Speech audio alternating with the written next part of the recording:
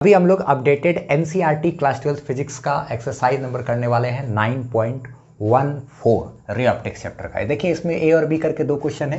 ठीक है, ए नंबर में क्वेश्चन क्या बोल रहा है कि एक बड़ा सा टेलीस्कोप है जिसका कि ऑब्जेक्टिव लेंस जो है उसका फोकल लेंथ दिया हुआ है 15 मीटर, यानी कि जो FO है मेरा वो है 15 मीटर। ठीक है, और जो आईपीस है उसका फोकल लेंथ जो दिया हुआ है वो दिया हुआ है हमको 1 सेंटीमीटर, बोले तो 1/100 मीटर। तो इसमें हमको एंगुलर मैग्नीफिकेशन टेलीस्कोप का बोला, यानी कि मैग्नीफाइंग पावर बोला। तो हम लोग यहाँ पर जो मैग्नीफाइंग पावर का जो फॉर्मूला लगाएंगे वो हम लोग रिलैक्स्ड आई कंडीशन वाला ही लगाएंगे, क्योंकि टेलीस्कोप से हम लोग दूर के वस्तु को ही देखने के लिए उसका इस्तेमाल करते हैं। रिलैक्स फील होता है ना आपको, दूर का इस चीज़ देखते हैं तो चांद तारा ये सब चीज़। देखिए तो यहाँ पर ये वाला सिचुएशन लगाना, अगर डी डिस्टेंस वाला लगाने का फॉर्मूला बोलेगा तब उसके लिए स्पेशली लिखा रहेगा कि हाँ भैया image final image list distance of distinct vision पे बन रहा है, ऐसा कुछ बोला नहीं है। इन्फिनिटी पे ऑब्जेक्ट है, डेफिनेटली फोकस पे बनेगा, और हाँ रिलैक्स्ड आई का कंडीशन ही आपको यूज़ करना है जब तक सवाल में कुछ बोला ना हो। कुछ भी तो कुछ नहीं बोल रहा है, सिंपली रिलैक्स्ड आई का कंडीशन आप यूज़ कीजिए। मैग्नीफाइंग पावर का फॉर्मूला रिलैक्स्ड आई के कंडीशन में होता है FO/FE। तो बस सिंपली 15 डिवाइडेड बाय 1/100, 100 नीचे से ऊपर चला जाएगा तो 15 गुना 100, तो ये हो गया मैग्नीफाइंग पावर बराबर 1500। ठीक है, 1500 टाइम्स वो हो जाएगा। ठीक है, तो ये चलिए ये एक आंसर हो गया हमारा। ठीक है, चलिए उसके बाद हम लोग बात करते हैं आगे बी नंबर में। बी नंबर में सवाल ये बोल रहा है क्या कि टेलीस्कोप का जो इस्तेमाल किया जाता है चांद को देखने के लिए, और जो ठीक है चांद को देखने के लिए इस्तेमाल किया जा रहा है, और बोला यह जा रहा है कि जो चांद का जो इमेज जो ऑब्जेक्टिव लेंस बनाता है ना, उस इमेज में चांद का डायमीटर क्या होगा, जबकि चांद का असल में डायमीटर इतना दिया हुआ है। चांद का ये डायमीटर है, और ये चांद चूँकि बड़ा होता है ना तो उसका डायमीटर बड़ा D से डिनोट कर देते हैं। चांद का डायमीटर ये दिया हुआ है, और जो चांद जो यहाँ पे मान लिया जो पृथ्वी है तो ऐसे करके जो घूम रहा है ना, तो ये ऑर्बिट का जो रेडियस है, ये रेडियस ये लेंथ, यानी कि पृथ्वी से चांद की दूरी, या पृथ्वी पे जहाँ पे यानी कि लेंस है, यानी कि ऑब्जेक्टिव लेंस से वहाँ तक की जो दूरी है, चांद तक की जो दूरी है, वो दूरी हमारा ये दिया हुआ है, यानी कि लूनर ऑर्बिट का रेडियस, इसको R बोल दिए। ठीक है, ये तो बड़ा सा है तो इसलिए इसके लिए कैपिटल R यूज़ किए। चलिए, यानी कि यूँ कहें कि अगर यहाँ पर चांद है इस प्रकार, तो क्या कहते हैं मतलब यहाँ बीच में कहीं लेंस होगा छोटा सा, क्या उसका अहमियत है, तो क्या कहते हैं यहाँ पर आएगा इसका इमेज इस तरीके से होकर के कहीं पर यहाँ पे फॉर्म होगा। ठीक है, थोड़ा सा इसको और खींच देते हैं, तो ये जो बनेगा यहाँ पे चांद बनेगा का इमेज बनेगा, ये चांद है और ये चांद का इमेज है। तो एक चीज़ देखिए यहाँ पर यहीं पे लेंस है, समझ लीजिए ना कि इस तरीके से यहाँ पे क्या है, लेंस है, ये लेंस है, सिंपल।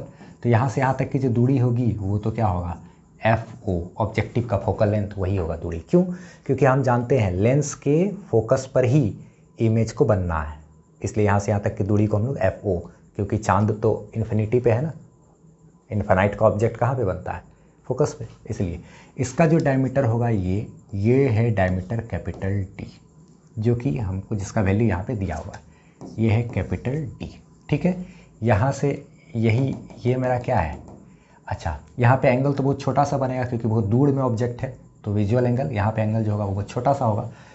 ठीक है, और हाँ ध्यान दें जब बहुत दूर में है तो ये जो डिस्टेंस होगा, चाहे ये डिस्टेंस हो, ये डिस्टेंस और ये डिस्टेंस, तीनों डिस्टेंस लगभग आपस में बराबर ही रहेगा, ये बात ध्यान रखना। यानी कि ये यहाँ से यहाँ तक ये आर्क जैसे, ये रेडियस जैसा काम करेगा ना, रेडियस ऑफ लूनर ऑर्बिट, इसको R रेडियस ही माना गया है, यानी कि ये मेरा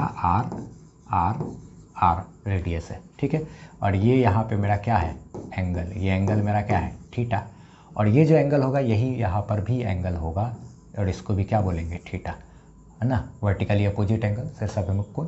और ये यहाँ पे जो इमेज बना है उसका डायमीटर हमारा छोटा D। ठीक है, और ये रेडियस का काम कौन कर रहा है, FO ही तो, ये दूरी FO, या फिर यहाँ से यहाँ तक भी दूरी बोलोगे आप तो क्या होगा, ये FO, यानी कि यहाँ पर बन रहा है एंगल बराबर ये आर्क बटे ये रेडियस का काम करेगा, एंगल बराबर ये आर्क बटे ये क्या, रेडियस का काम करेगा। यानी कि जो ब्लू वाला एंगल है हमारा और जो बराबर होगा किसके, ये ब्लैक वाला एंगल जो है ये थीटा, दोनों बराबर होगा। ब्लू वाला एंगल के लिए आप क्या लिख सकते हैं, एंगल बराबर आर्क बाई रेडियस, यानी कि कैपिटल D बटे क्या, R, कैपिटल D बटे R बराबर। छोटा वाला एंगल के लिए भी आप क्या लिख सकते हो, आर्क बटे रेडियस, यानी कि छोटा D और बटे क्या, फोकल लेंथ FO। ये रेडियस का काम कर रहा है। यहाँ से इसको मल्टीप्लाई कर देंगे तो ये इधर गुना हो जाएगा, यानी कि FO into D/R is equal to क्या, छोटा d। और ये छोटा जो d है यही तो मेरा डायमीटर है इसका, इसी को हमको निकालना है। तो बस हम लोग सारा डाटा को यहाँ पर रख देते हैं, यहाँ पे लिख देते हैं छोटा d बराबर क्या है, FO इंटू D/R। तो चलिए FO का मान क्या है, ऑब्जेक्टिव लेंस का फोकल लेंथ 15 मीटर, तो 15 लिख दिए। डायमीटर की बात करें, ये बड़ा वाला जो डायमीटर है ये है 3.48 गुना 10 का पावर 6 बटे में रेडियस, यही मेरा क्या है 3.8 गुना 10 का पावर 8, और ये दोनों भी मेरा मीटर और मीटर में है, सब कुछ ठीक है। चलिए एक काम करते हैं, इसको और इसको काट लेते हैं, ठीक है। और इससे कटेगा तो ऊपर में 10 का पावर 6 है, 10 का पावर 8 है, कट जाएगा तो नीचे 10 का पावर 2 बचेगा। चलिए ठीक है, तो ये छोटा d 15 गुना ये और ये कटेगा, जब ये इसको काटेगा तो ये हो जाएगा 0.9157 अब गुना 1/10 का पावर 2, 10 का पावर 2 है, क्यों, 10 का पावर 6 और 10 का पावर 8 है, तो 10 का पावर 6 से 10 का पावर 6 खत्म, नीचे 10 का पावर 2 वो बच गया, ठीक है। तो d बराबर, अच्छा अब एक चीज़ देखिए, 15 गुना 0.91 और इसके कारण इसको एक संख्या बढ़ा के 5 से क्या कर लेते हैं, 6 कर लेते हैं, ठीक है। अब आप बोलोगे देखो ये 3 अंक का था, यहाँ पे 3 अंक में, चलो खैर यहीं तक किया। अगर आप इसके अलावा आप सोचोगे क्या कि 0.92 करने का, तो एग्जैक्ट आंसर में थोड़ा फर्क आ जाएगा, नहीं आएगा, ठीक है। सारा चीज़ ट्राई करके देख लिए। और नीचे 10 का स्क्वायर का मतलब क्या होता है, ये मेरा 100, यही ना हुआ, चलिए ठीक है। तो ये मेरा इतना हो गया, तो डायमीटर बराबर, इसको जब इससे आप मल्टीप्लाई करोगे तो ये हो जाएगा आपका, ये आता है शायद, हाँ 13.74 ऐसे करके आएगा, इतना बटा 100। ये तो आपका मीटर में आंसर हो गया। हाँ, चूँकि एनसीईआरटी के बुक में आंसर जो वो सेंटीमीटर में दिया हुआ है, इसलिए इसको सेंटीमीटर में कन्वर्ट कर देते हैं। सेंटीमीटर में कन्वर्ट करने के लिए किस मीटर को क्या करते हैं, 100 से गुना करते हैं। तो चलिए 13.74 बटा 100, चूँकि ये मीटर में है, इसको हम लोग क्या करते हैं 100 से मल्टीप्लाई कर देते हैं। ऐसा करेंगे तो ये 100 और ये 100 कट जाएगा, सिर्फ ये बचेगा d बराबर 13.74 इतना सेंटीमीटर, ये मेरा क्या आंसर हो गया। लेकिन एनसीईआरटी का बुक इसी चीज़ को क्या लिख दिया है, d बराबर 13.7 इतना सेंटीमीटर। एनसीईआरटी के बुक में ये आंसर है। आप ये भी लिखोगे तो भी सही है, ये भी लिखोगे तो भी सही है, ठीक है, जो आपका मर्जी, स्क्रीनशॉट ले सकते हो, ठीक है।